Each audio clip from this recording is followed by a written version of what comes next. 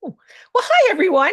Welcome to another episode of Women Like Me Stories and Business. I'm your host, Julie Fairhurst, and today I'm with such a lovely young woman.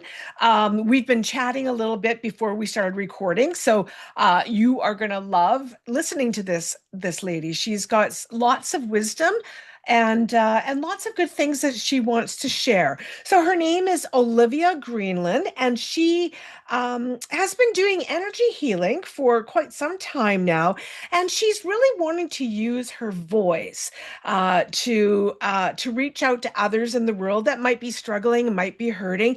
And we're going to talk about one of the things I underlined when I got her submission was I want to talk to her a little bit about what she talks about choosing between logic and intuition. So we're going to touch on that as well. So, Olivia, thank you so much for being here. I appreciate it so much. Would you like to tell everybody a little bit about yourself? Yeah, thank you for having me. Um, I'm Olivia and I'm 25 years old and I'm based in the lower mainland of BC, but I love my work that it gives me the opportunity to travel for it because sometimes clients need that depth that a specific destination can provide for them. And I love that aspect of being a what I call a ceremonial photographer and who we specialize on capturing legacy of women, of business owners, of children, and pets of all shapes and skin, like fur and scales. I don't shy away from any type of pets. And I've worked with, I've not just through photography, but through dogs that I've rehabbed and various horses of having problems. And they've really taught me a lot about how to work with people as well and about being able to map out just an individual, like human or animal, their nervous system, and to find their thresholds and being able to work with them with whatever modality we're using, where we're kind of meeting their nervous system and their boundaries like dough, and we kind of push towards it but pull away and push towards it and pull away. And by the end, we have found expansion in their nervous system. Interesting. I never even thought about it like that. Yeah. Yeah, that's so interesting. Wow. Well, let me ask you, I've got some questions here for you. So let me jump in and ask you one. So you talk about growing up in survival mode. So what were your first clues that your body was speaking a language that you had learned but not fear? I think, I think like at like looking back on things now, I think it can be traced back almost till like the moment that I came out of the womb. I think a lot of things transferred through to me because when we're in the womb, it becomes pretty powerful because there's a moment where when we're pregnant with our children or a woman's pregnant with their child, and if it's a girl, they're actually carrying like all of their future generations within that girl as her eggs form within that baby. And there's a lot of energy in the womb. It's like a sponge, right?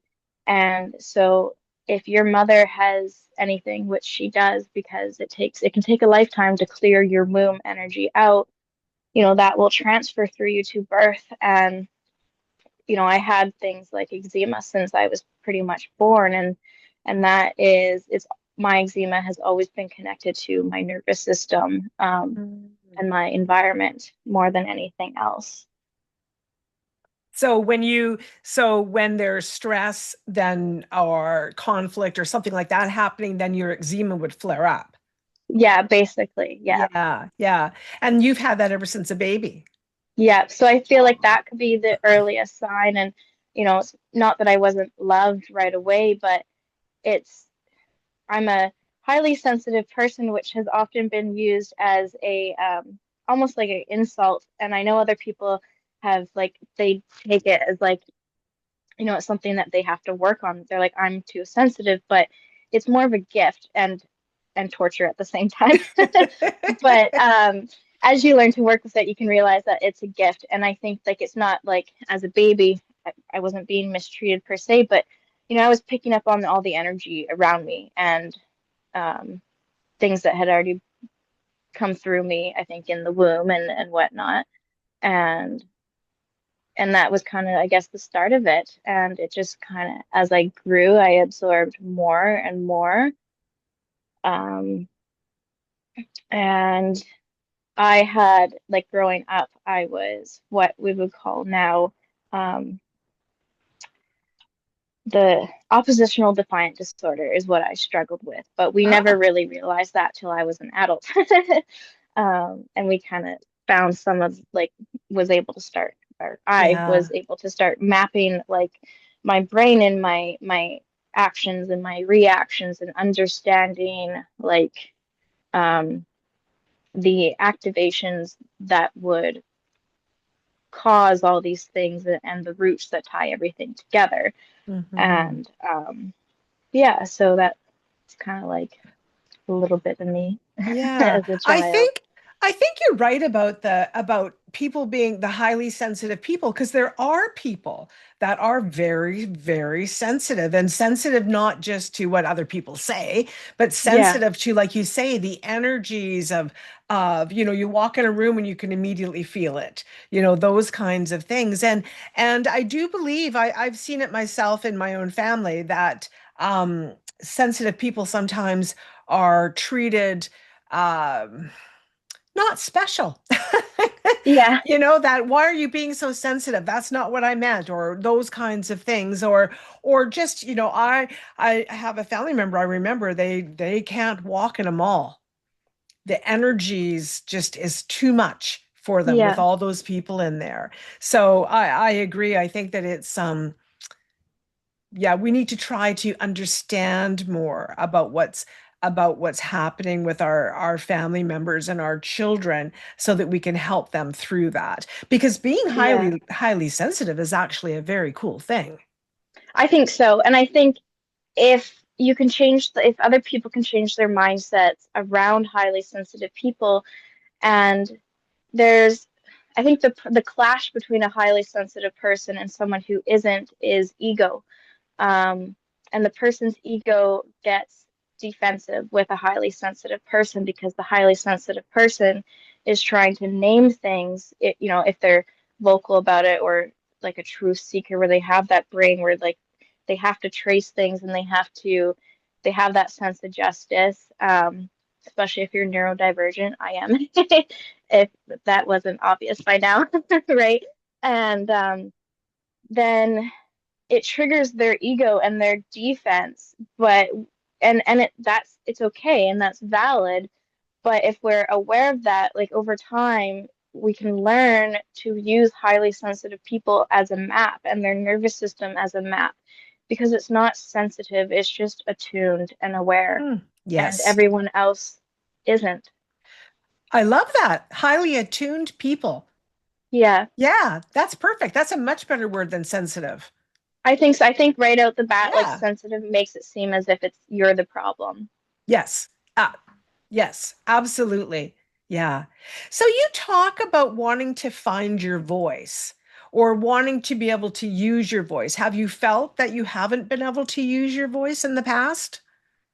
Um, Perhaps just with the various, like, childhood wounds I had, or perhaps not even with the wounds, but just going through things at a younger age and not having the know-how, but, like, my subconscious knows that it's like, well, there's more to this. Um, this isn't how it's supposed to be, like, because I'd see the patterns, but I didn't have the know-how to actually, like, name them for a Right. long time. So in a way, it's kind of multiple things. It's now I have the knowledge. Now I can name things. Now I can talk about it more and create awareness for other people too, Yes. um, so that they can have that awareness. And because you just need to hear someone say something like, I've got various chronic health issues, and a lot of them I didn't really realize I had until, like, I was a later adult, like, because I couldn't understand or even feel the symptoms because it was just so normalized for me. Mhm. And no one had ever given me a true baseline of how a healthy human should feel, I guess. Like the obvious things were obvious, like my eczema breaking out, being in so much pain with growing pains when I was a young kid that I couldn't walk, and having that carry into when I was a teenager, not being able to get out of bed or the couch because my knees were so bad. Like those big events Mm. were obvious when I was absolutely crippled, Wow. but everything else when I was just kind of, because I was also in survival mode, and I think you're running off of adrenaline and you don't really like you create such a mask within yourself that you don't you don't always feel everything. So I was both Yes. highly sensitive or attuned and dulled out at the same time to things. Um, and then as I just kind of kept pushing, like it's kind of hard to because you don't know what to Google or to research or to look for in a book or to ask someone if you don't know what you're even looking for. So just kind of by luck, I would, stumble upon things and I'd be like, well, hold on a second. And I'd slow down and I'd read it. And then I'd be like, well, maybe that kind of rings some bells now in my head. And then I'd carry that information with me. And then I'd be able to start to see the patterns in um, like my heart rate or Mm. my just the way that my body and my nervous system would react throughout the day. And it's taught me that like a lot of anxiety that we feel, it doesn't start in the head, but it starts in the body. Oh, so And true. yeah, and your head just follows. And then after time, it becomes kind of like a tornado of both the head and the body, but like where your head will start to almost like do it before your body does it because it's just assuming it's going to happen because Hmm. it's kind of programmed in certain situations. Yeah. Um, but I think it always started in the body to start with. Yeah. No, you're so right. I believe that. I believe that that we hold, especially emotion wise, right? So we hold so much inside of us, and the body can only take so much. Yeah, Yeah, yeah, yeah. Well, it's really great that you've been able to recognize that. And yeah, that you're searching and you're researching and to discover what's the cause of these things that are happening to you. I think so many of us we don't try to find the reason why. yeah. And yeah, and sometimes that can create trouble. So you talk about reclaiming safety in bodies. What does that mean? Um, it means like creating a space where your body feels safe enough to just exhale and like where you're not doing it because you're programmed to do it, but like you actually feel the shift in your body. You feel more grounded, you feel more rooted, um, and your mind will often follow once it realizes that your body is safe. And it's kind of a balance of also giving the mind enough to feel that it's also safe. But the key is to really work with the body and not try to just be like, oh, I'm jittery. Okay, like let's just ignore that. Like it's about moving through what your body is giving you in the present moment and using symptoms or feelings as signs, like as a map.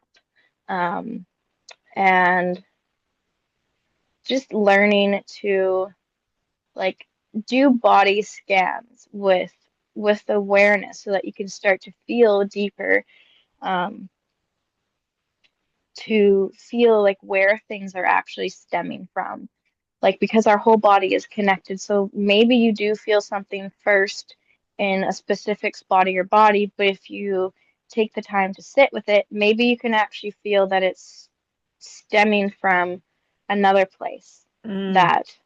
your body is connected to. Like maybe um, there's reoccurring issues with your hips or your back, but maybe the problem is actually in your feet. And you kind of have to address both, right? And if your toes aren't aligned or you're not using your whole foot with all the muscles and letting it intentionally touch the earth, then maybe you're getting more tension in the arch of your foot because you're bracing instead of melting into your steps. Right, right. I understand what you're saying for sure. Yeah. So in your photography work, you what have you witnessed in clients when their higher self finally comes into the frame? So are you Yeah. seeing a transformation of people when you're doing your photography? Yeah, sometimes yeah, I would say there is stuff that happens instantly in the moment, and then there's also stuff that happens later on. So we always get good and bad photos, and the bad photos they're not bad. They are just messengers, and so are the good ones. They all carry something, and basically the quote unquote the bad ones, which I'm still kind of looking for a different like way to reference them Yeah. because I truly don't think they're bad. They when you don't like even if you catch your glimpse in a window as you walk by and you don't like yourself, it has nothing to do with your appearance and the way you look, but the energy that you saw just under the surface of your skin. So Mhm. sometimes we will even ask and we will like use somatic movements to draw that energy up to the surface. And I'll snap the photo when it feels right to capture that. And that allows us to sit and reflect with that energy and have it be mirrored back to us. And it helps us learn to sit with something uncomfortable, with a version of ourselves that we don't often fully see.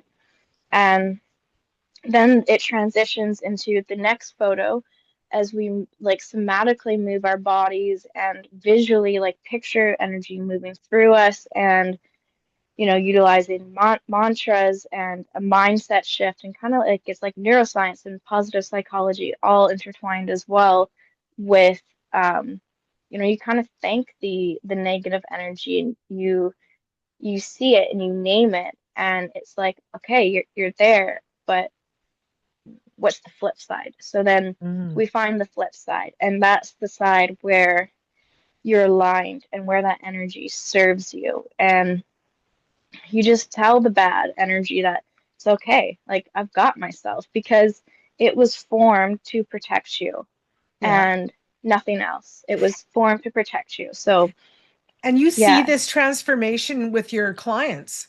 yes. So it happens in real Wow. time. And we see it when we view the photos together. Like I kind of like they're aware of the process because like they know what they're coming into at this point. And then I Yes. also kind of remind them again when we look at the photos, I just remind them like it's okay. Like when you see one where it stops your heart and you clench up, like that's okay. Like we rate it as a 1 star and we put it into that category. Ah. Um, and but we sit with it for a moment until our body relaxes when it feels right to do that. And we understand like what the thing about us like maybe it's a physical feature that the client's saying that they don't like, but there's a flip side to every physical feature. Like, I've got a big forehead, I don't like that. Well, did you know that big foreheads carry great knowledge? There Like, you go. so Perfect. that Yes. we find something to Yes. flip the energy. So we're not just flipping the energy during the photo shoot, but we also flip it again when we reflect on it. Yeah. um, and you can see the difference when we call forth all the energy and the thoughts that align themselves, then their bodies are physically more in line. They are like standing tall, they're standing proud, like it's kind of like they're symmetrical and it amazes me when I see them and I'm like, "Oh, that's it." Like I know that they're in alignment because of the photo that I take, Yeah. kind of Yeah. is yeah, what it shows me. Yeah, I agree. I belong to this women's networking group, and one of the things we do when we start our group is we have this mantra, and we all do the power pose, right? But when you do Yeah. the power pose, you're absolutely right. You can feel the energy of the group shift.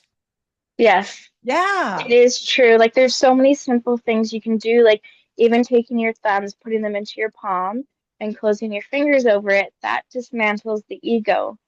And you can take it a step further and you can bow and you want to get your head below your heart. And that is a way to dismantle the ego. And bowing is also great to kind of work on your receiving and giving channels. So it's like little things you can do like that even throughout the day yeah, as you yeah, find where it's like, oh, is my ego leading this like action right now or this thought? And you can just kind of hold your thumbs and just do a few bows and just see if anything changes. yeah. Wow, I love that you shared that because it's simple. Yeah, it It's really not, is. yeah, it's not a difficult thing. You can do it on your own. It takes 10 seconds. Yeah. And that's been Yeah. a big thing for me is like, because I feel like often we are delivered things in long formats, like an 30-minute meditation or an hour long like class or something. Yeah. And I've just kind of learned to be able to break it down piece by piece because like I never I used to think that like energy work you have to be still for, but energy doesn't stop. You you can do energy work as you fold clothes, as you wash your dishes. Um, because yeah, energy doesn't stop. And I think Yeah. even if you do it while you're living your life and the tasks that we have to do with society and to keep our house clean, Yeah. I think it becomes even more powerful because that is alignment in itself Wow. and Lot of adaptation. wisdom there, girl. A lot of wisdom. Let me ask you, because this is one of the things I wanted to talk to you about, logic and intuition. So, why do you believe the magic happens when we stop choosing and we start integrating? I think because I've just seen such, like for myself, I've seen such beautiful results when I started combining neuroscience with energy. And because, like, from reading, like, my neuroscience books and my energy work and spiritual books, I'm like, there's so much overlap. They're talking about the Ah, same thing here. And I'm like, well, what if we just combine it and you strengthen the energy work and the meditation with actual neuroscience? Like there is neuroscience behind the posture, the power poses. Like that's why they work. And it's like the brain and the energy go hand in hand. Like it's like your brain is the engine perhaps, and the energy is the gasoline. So if you don't use them together, then the gasoline has nowhere to go and it just cycles through, and your brain is just kind of chugging along, but not running as efficiently as it should, yes. and maybe on fumes. Yeah. Yeah. Wow. So interesting. Yeah. I believe certainly I'm a very logical person, but I Yeah, consider myself very intuitive yes, and, and never discount your intuition. yeah. And Yeah. it's like just learning to like those thoughts that pop in your head where you're like, you try to shake it off, like it's real. Like it is, Yes. it's to just trust like the literally the first thing that comes to mind, especially if you ask a question or something, because um, sometimes it's your ego that tries to dismantle your intuition, but you can also use your logic, like your neuroscience, to help you dismantle the ego and to get back to running on intuition. Yeah. And I think like uh, a simple example as to like for me, why I do think that they are so intertwined is because of everything, even us, like the trees, our couch, our computers, they're made of energy atoms. And based on like the physical structure of it, the energy atoms move faster for more density, right?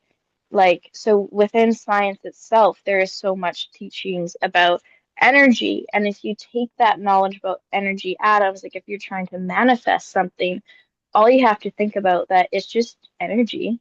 And if you can create that energy and choose the density that you want, then that's just science. So if you combine them both together, then I think things are a lot more powerful.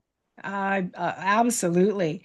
So, what do you do for yourself when you have negative things popping into your head? Because we all have them. Yeah. How do you handle those negative thoughts?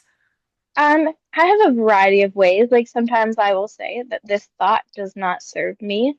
Mm, I acknowledge that it's a loop, but that I will feed like positivity into the loop. Like I don't try to just block it out. I do try to honor it and see it and witness it. And like if I've got time to, then or even like later, I'll think about it and be like, okay, like what part of me caused that thought?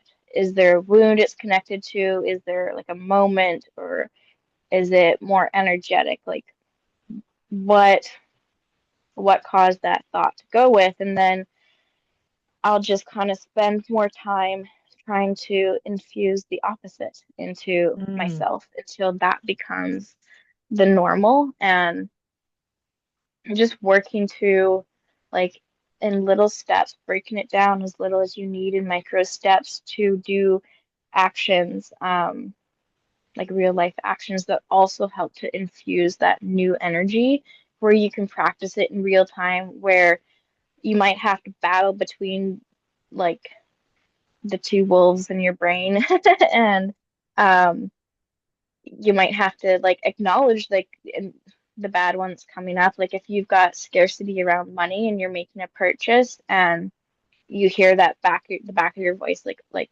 oh, you shouldn't do this, you don't deserve this, no, you need to save your money, or there's so many reasons or things that your brain can tell you when it comes to spending money, and you can acknowledge that and you can say this will serve me. This is actually an investment in me.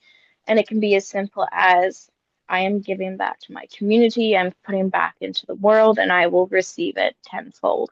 And just believing that and trusting that, and just continuing to do like real life exercises where it challenges um, those thoughts and where you can practice um, honoring them and showing them what the other way is. yeah, that's beautiful. Thank you for that. I have something I say when I'm stressed out. Or something's really sitting with me and I want it's icky. I Yeah, want it to go away. I will stop and I will say, I see you and I release you. I love that. Yeah, and I Yeah, always feel better after I say it. Sometimes I have to say yeah, it 10 times, but yeah, but you're 100% right. It can really help. Just I see you, I know you're there, but nothing I can do about it, so I'm releasing you. yeah, Go away. And eventually it does, and you feel better. Yeah. yeah. It doesn't I have, think and I'm sorry, I'm just want to say that's one thing. okay. You're so right about the fact that it doesn't have to be difficult. Yeah. It can be easy. And I think that simple statement just shows in itself the power of just witnessing as Hmm. well. Like Yeah. the statement that you give yourself of I see you and I release you. Hmm. Yeah. Yeah. Well, Olivia, I have loved our conversation. It's been so good. I love doing this because I get to feel better after every one of my podcasts because I always Yeah, get all the tools and good energy and little ahas in my own head. So I appreciate you being here.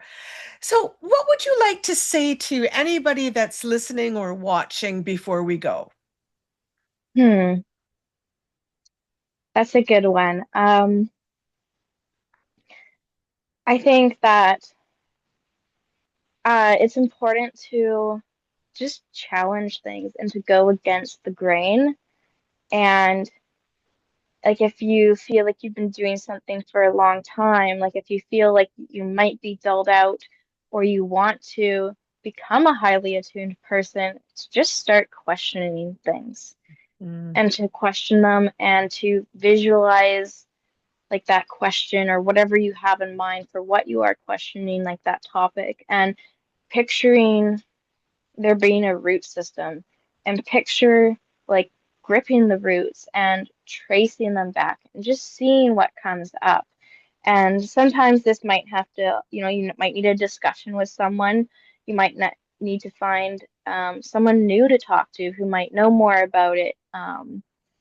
Or like if you have enough information that you kind of know what you need to like put terms into to Google or to look for books, then to just keep looking for words to read and to intake and to learn. And because that is where you have those like aha moments, and that is where you build your map. Like your knowledge kind of builds your map, and then tracing things down to the root causes is what builds like the little icons or something on the map, right? That you Yeah. can then start connecting the dots between. And everybody's map might look a little bit different, but there will definitely be synchronicities and like the same ahas throughout it all, right? Yeah, yeah. Wow, great advice. Well, thank you again, Olivia, for doing this. I just want to mention to everybody that in the show notes, we're going to have some links that you can reach out to Olivia if you want to speak to her, or maybe you want to ask her about some energy healing or photography. So we'll have some information there for you. Olivia, thank you. Thank you very Thank much for you. being, well, yeah, and thank you for being willing to come and use your voice here. Yeah, We all appreciate it so much, and I appreciate your willingness to share all of that with us. So thank you very much. you're welcome. And yes, for anybody that wants to reach out, I'm always open to conversation because connection and community and building that is a big, big, big part of what I do. Perfect. Well, absolutely. We're going to have all that information there. Whew. Well, everyone, I hope you enjoyed Olivia as much as I have. And so we're going to sign off now, but we will see you next time. Take care.